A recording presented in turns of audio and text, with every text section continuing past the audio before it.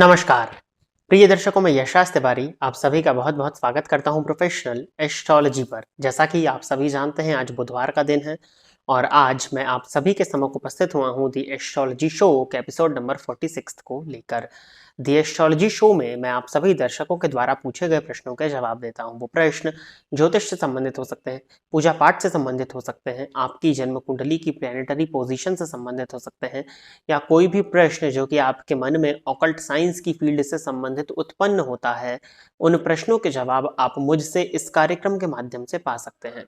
क्या करना होगा आपको अपने प्रश्नों को पूछने के लिए? इसी वीडियो के कमेंट सेक्शन में जाकर के अपने नाम के साथ में अपने एक स्पेसिफिक प्रश्न को दे दीजिए। फिर जैसे ही द एस्ट्रोलॉजी शो के आने वाले एपिसोड्स आते हैं, उन एपिसोड्स में मैं आप सभी दर्शकों के द्वारा पूछे गए प्रश्नों के जवाब को लेकर के उपस्थित हो जाऊंगा।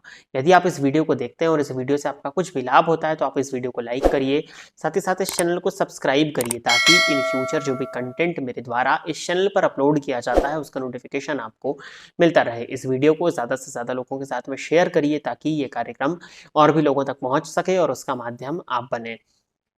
जैसा कि आप सभी दर्शक जानते हैं कि वर्ष 2024 बहुत ही करीब है और हमारे इस चैनल पर वार्षिक राशिफल 2024 की एक सीरीज तैयार की गई है, जिस सीरीज में मेष लग्न एवं मेष राशि से लेकर के मीन लग्न मीन राशि पर्यंत प्रत्येक राशि एवं लग्नों के जातकों के लिए वर्ष 2024 का वार्षिक राशिफल तैयार किया गया है। उसमें आपको बताया गया है कि कैसा रहने वाला है आपका वर्ष 2024, किन उपायों को करके आप अपने वर्ष 2024 को श्रेष्ठ बना सकते हैं और किन उपायों को करके आने वाली जो परेशानियां आपके साथ वर्ष 2024 में घटित होने वाली है उनको कम कर सकते हैं। ऊपर आई कार्ड पर आपको इस वक्त जो लिंक दिखाई दे रहा है वो उस वीडियो उस सीरीज की प्लेलिस्ट का है। साथ ही साथ डिस्क्रिप्शन बॉक्स पर जो पहला लिंक है वो सीरीज की प्लेलिस्ट का है। उस लिंक पर क्लिक करते ही आप उस प्लेलिस्ट पर पहुंच जाएंगे और वहां पर आपको 12 पृथक पृथक वीडियो देखने में मिलेंगे, जो मेष लग्न एवं मेष राशि से लेकर के मीन लग्न एवं मीन राशि के जातकों के लिए होने वाले हैं। तो इस कार्यक्रम के बाद में उस लिंक को एक बार चेक जरूर कर लीजिएगा। अब हम बिना विलंब किए अपने आज के इस कार्यक्रम की शुरुआत करते हैं और आज के इस कार्यक्रम का जो पहला प्रश्न है ये देवी प्रसाद जी का है। इन्होंने लिखा है कि नमस्कार आचार्य जी, शनिदेव लग्नेश और धनेश होकर 11th भाव में शुक्र से युत हैं और षड्बल में सबसे बली हैं। यानी कि मकर लग्न की कुंडली में शनि आपने कहा है कि 11वें भाव में है और शुक्र के साथ युति बना रहे हैं, मंगल के घर में हैं, 24 अंश के हैं। ठीक है, लग्न पर तीसरी दृष्टि है, तो कितनी देरी से सब प्राप्त होगा? करियर और धन, 36 वर्ष की उम्र हो गई है जी, कितनी देरी से प्राप्त होगा ये तो बताया ही नहीं जा सकता है। शनि की दृष्टि यदि लग्न पर हो तो चीजें प्राप्त तो अवश्य हो जाती हैं जो आप चाहते हैं, परंतु विलंब बहुत ज्यादा हो जाता है। अब देखिए, मकर लग्न की कुंडली है, लग्नेश होकर के शनि लग्न को देख रहे हैं, तो व्यक्तित्व को तो भव्य बनाएंगे। आप अनवरत पुरुषार्थ, अनवरत पराक्रम करते रहेंगे, अनवरत किसी भी चीज को पाने के लिए लगे रहेंगे, क्योंकि लग्नेश का संबंध लग्न से बन रहा है। लग्नेश लग्न में बैठे हों, लग्नेश लग्न को यदि देख लें तो व्यक्ति किसी अगर एक चीज के पीछे लग जाए तो उसको कर ही लेता है। और शनि की दृष्टि अगर लग्न पर हो, शनि का बलाबल जन्म कुंडली में हो, आपके में तो लग्नेशों के लग्न को देख रहे हैं, तो प्राप्त तो सभी चीजें हो जाती, परंतु जो आपका प्रश्न है ना कि कितनी देरी से तो नहीं बताया जा सकता है। हाँ, दशाओं के आधार पर कैलकुलेट किया जा सकता है, परंतु चीजें विलंब से ही प्राप्त होती हैं। 36 वर्ष की उम्र हो गई है तो अभी थोड़ा और प्रयास करिए। वैसे देखिए, धन के लिए महाधनी योग भी है, धनपति बन के लाभ स्थान में बैठे हुए हैं। अपने प्रयास को जारी रखिए, जिस तरह से आप प्रयास कर रहे हैं, जिस तरह से लगे हुए हैं, उसी तरह से बिल्कुल लगे रहिए। और शनि की दृष्टि लग्न पर है तो चीजें प्राप्त तो होती ही होती हैं। आगे बढ़ते हैं, अगला प्रश्न भी इन्हीं का है कि मकर लग्न की कुंडली में लग्न में सूर्य और चंद्रमा बुध की युति है, द्वितीय भाव में कुंभ राशि में गुरु ग्रह, 3 भाव मीन राशि में राहु और मंगल, 9वां भाव कन्या राशि में केतु, 11वें भाव में वृश्चिक राशि में शनि और शुक्र की युति है, एक पुत्र और एक कन्या है, और पुत्र का योग है कि नहीं? जी, एक पुत्र और एक कन्या है तो फैमिली तो ऑलरेडी कंप्लीटेड है। अब और किसी पुत्र के होने की आवश्यकता क्या है? आज के समय में 5 बच्चे कौन पैदा कर रहा है?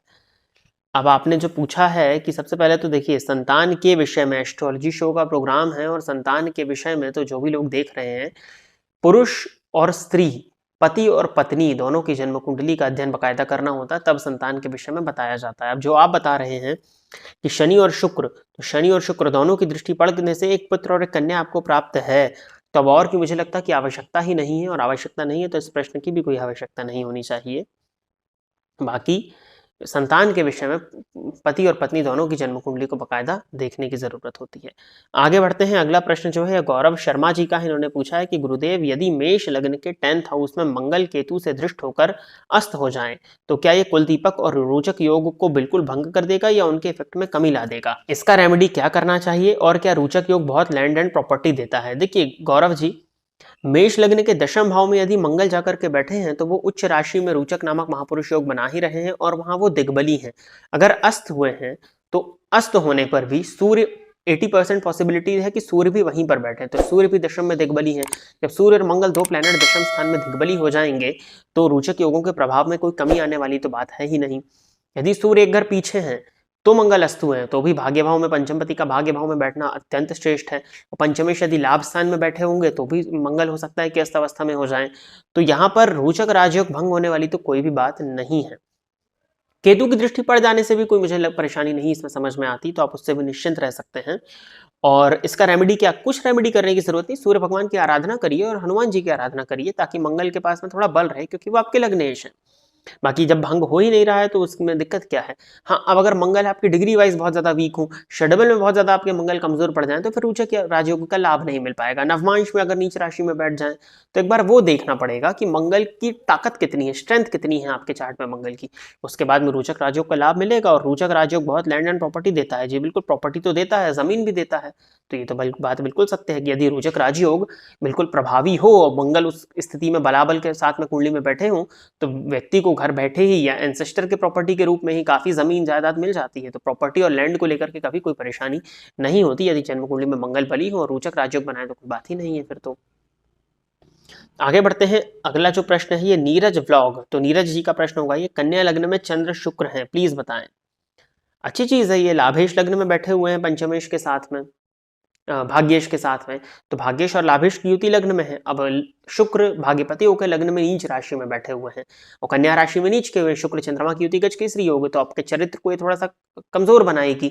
स्त्रियों के प्रति आसक्ति थोड़ी सी ज्यादा होगी, मन में स्त्रियों के प्रति भावनाएं थोड़ी ज्यादा आएंगी। हो सकता है वो भावनाएं नेगेटिव रूप में भी आए, परंतु लग्नगत शुक्र और चंद्रमा की युति आपके व्यक्तित्व को भव्य और आकर्षक बना देगी और भाग्य और लाभ का साथ आपको मिलता रहेगा। जब जब आपको जरूरत होगी आपको आपके भाग्य का साथ मिलेगा। बस अपने कैरेक्टर पर नियंत्रण रखिए, कैरेक्टर का ध्यान रखिए। कैरेक्टर यदि खराब होता है तो बदनामी भी ये युति करा सकती है, क्योंकि चंद्रमा भी वहीं पर है ना, जो कि छठे से छठा लाभेश के लग्न में है। पहली चीज, अत्यधिक भोग के चलते आपको स्वास्थ्य से संबंधित परेशानियां होने वाली हैं।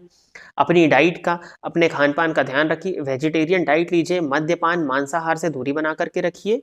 और डायबिटीज होने की संभावनाएं भी आपकी जन्म कुंडली इस युति की वजह से प्रदर्शित कर रही है। तो यदि आपकी फैमिली में किसी को है तो मीठा कम खाएं, शुगर से संबंधित चीजों को कम खाएं, शुगर कटिंग करें तो वो आपके लिए ज्यादा अच्छा रहेगा।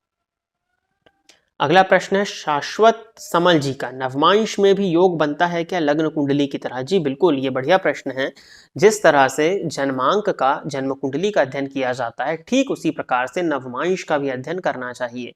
बहुत से लोग कहते हैं कि नवमांश विवाह के बाद में लागू होता है, कुछ लोग कहते हैं कि 25 वर्ष की उम्र के बाद में लागू होता है। जी नहीं, जन्म से लेकर के मृत्यु पर्यंत, जैसे आपका D1 चार्ट है उसी तरह से D9 चार्ट है। नवमांश कुंडली जन्म कुंडली की आत्मा होती है। दी एस्ट्रोलॉजी शो के प्रीवियस एपिसोड्स में ही मैंने इस विषय में बताया हुआ है। एक हमारा शॉर्ट वीडियो भी इस विषय में बना हुआ है, तो उसको भी जाकर के आप देखिए। बिल्कुल जिस तरह से जन्मांक का अध्ययन किया जाता है ठीक उसी तरह से नवमांश का भी अध्ययन किया जाता है। यदि कोई राजयोग नवमांश कुंडली में आपको बन रहा है तो उसका लाभ जातक के जीवन काल में देखने में मिलता ही मिलता है। तो नवमांश में भी बिल्कुल 100% नवमांश में योग बनते हैं। अगर नवमांश कुंडली में चतुर्थ भाव में शुक्र बैठे हैं तो दिग्बली शुक्र ही कहलाएंगे वो। और चतुर्थेश से यदि दृष्ट भी हो जाए नवमांश में बैठ करके तो जातक के दाम्पत्य को बहुत सुंदर बना देते हैं। तो ये कुछ सामान्य सूत्र हैं। जिस तरह से योग जन्मांक में बनते हैं ठीक उसी प्रकार से योगों की गणना नवमांश में भी करना अत्यंत आवश्यक है। आप जन्म कुंडली का जब अध्ययन करेंगे, जब आप बहुत सी जन्म कुंडलियों को देख लेंगे तो आपको देखने में मिलेगा कि कुछ ऐसे लोग भी हैं जिनकी जन्म कुंडली में कोई बहुत बड़े बड़े राजयोग नहीं लगे हैं, लेकिन फिर भी वो सफलता के उच्चतर स्तर पर हैं। तो उसमें उनकी नवमांश कुंडली कहीं ना कहीं काम करती है और नवमांश के कई योग ऐसे होते हैं जो कि बहुत हद तक वहां पे फेवरेबल होते हैं। एक सूत्र मैं आपको और बताता हूं, आप लोगों ने सुना होगा कि लग्नेश का त्रिक भाव में जाकर के बैठना अवयोग होता है। किसी भी जन्म कुंडली में यदि लग्नेश त्रिक भाव में जाकर के बैठ जाए, मान लीजिए षष्ठ भाव में जाकर के बैठ जाए, और वो व्यक्ति यदि आपको बहुत सफल दिखाई पड़ रहा है, तो उसके पीछे कारण हो सकता है कि षष्ठेश नवमांश में स्वग्रही या उच्च के बैठे हुए हों। तो नवमांश में योगों की गणना, नवमांश में ग्रहों की स्थिति को देखना अत्यंत आवश्यक है। तो प्रिय दर्शकों, इतने ही दर्शकों के प्रश्न दी एस्ट्रोलॉजी शो के एपिसोड नंबर 46 के लिए चयनित हुए थे, और इतने ही प्रश्नों के जवाब को लेकर के दी एस्ट्रोलॉजी शो के एपिसोड नंबर 46 में मैं आप सभी के समक्ष उपस्थित हुआ था। आशा करता हूं कि जितने भी लोगों के प्रश्नों के जवाब मेरे द्वारा इस कार्यक्रम के माध्यम से दिए गए, वो सभी संतुष्ट होंगे। आप अपने प्रश्न को यदि इस कार्यक्रम में सम्मिलित कराना चाहें, तो आप अपने नाम के साथ में इसी वीडियो के कमेंट सेक्शन में अपने प्रश्नों को दे दीजिए। जैसे ही अन्य एपिसोड्स आते हैं, उन एपिसोड्स में मैं आप सभी दर्शकों के द्वारा पूछे गए प्रश्नों के जवाब को लेकर के उपस्थित होने का प्रयास करूंगा। यदि आप इस वीडियो को देखते हैं और इस वीडियो से आपका कुछ भी लाभ होता है, तो आप इस वीडियो को लाइक करिए, साथ ही साथ इस चैनल को सब्सक्राइब करिए, ताकि इन फ्यूचर जो भी कंटेंट मेरे द्वारा इस चैनल पर अपलोड किया जाता है, उसका नोटिफिकेशन आपको मिलता रहे। ज़्यादा से ज़्यादा लोगों के साथ में इस वीडियो को शेयर करिए, ताकि ज्योतिषीय ज्ञान उन तक भी पहुंच सके और उसका माध्यम आप बने।